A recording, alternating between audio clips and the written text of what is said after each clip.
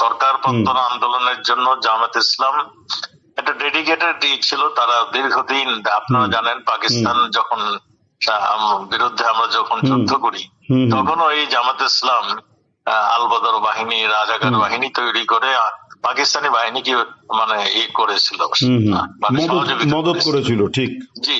তারাই এখন আমরা দেখলাম এই তা মানে যারা নাকি আমাদের স্বাধীনতা বিরোধী ছিল, স্বাধীনতার বিপক্ষে ছিল, তারা শুধু জাতীয় এবং আন্তর্জাতিক ভাবে যারা বিরোধী ছিল, তারাই দেখলাম তাদেরকে ডেকে নিয়ে আবার একটা মোর্চা করে, একটা ষড়যন্ত্র করে, এবং ডক্টর এই নোবেল লরিয়েট ইউনুসকে সামনে এনে দাঁড়া করিয়ে দিল। এরপরে যে ঘটনাগুলি আপনারা সবাই দেখেছেন, পুলিশ তাদের জীবন রক্ষার্থে, তারা তাদের থানার অস্ত্র রক্ষার্থে, আমাদের জেলখানা তাদের বন্দীদের রক্ষার্থে তারা বাধ্য হয়ে মানে তাদের সেলফ ডিফেন্স কিংবা তাদের অস্ত্র রক্ষার্থে তারা মানে শেষ পর্যন্ত যেটা ইউজ করতে হয় সেটা করেছে।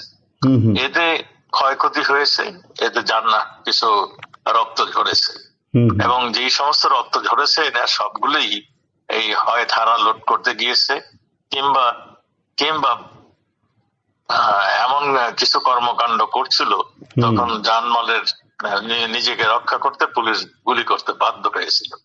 ঘটনা ঠিক এরকমই হয়েছিল। এখন এগুলিকে নানাভাবে নানা কৌশলে এগুলিকে সাজিয়ে মানে মাননীয় প্রধানমন্ত্রীর নামে এবং আমি যেহেতু আমি হোম মিনিস্টার ছিলাম, আমার নামে এবং পুলিশের যিনি প্রধান তার নামে এই এই মানে ঘটনাগুলো কিন্তু শুধু পুলিশ একা করেনি।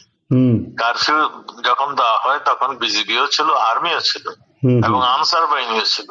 কাজেই শুধু পুলিশের উপরে যদি বলা হয় তাহলে এই জিনিসটাও মনে হয় ঠিক হবে না। আমি যেটা বলতে চাই, এটা সম্পূর্ণ সেলফ ডিফেন্স, সম্পদ রক্ষার্থে এবং জানমালের রক্ষার্থে পুলিশ বাধ্য হয়ে শেষ অস্ত্রটি ইউজ করেছে। এখানে কেউ নির্দেশ দিতে হয় না, পুলিশের আইনেই এটা তাদেরকে সেই ক্ষমতা দিয়ে দেওয়া হয়েছে যে তারা সেলফ ডিফেন্স, সম্পদ রক্ষার্থে তারা ফায়ার ওপেন করতে পারবে। শেষ অস্ত্রটাই হলো তাদের এটা।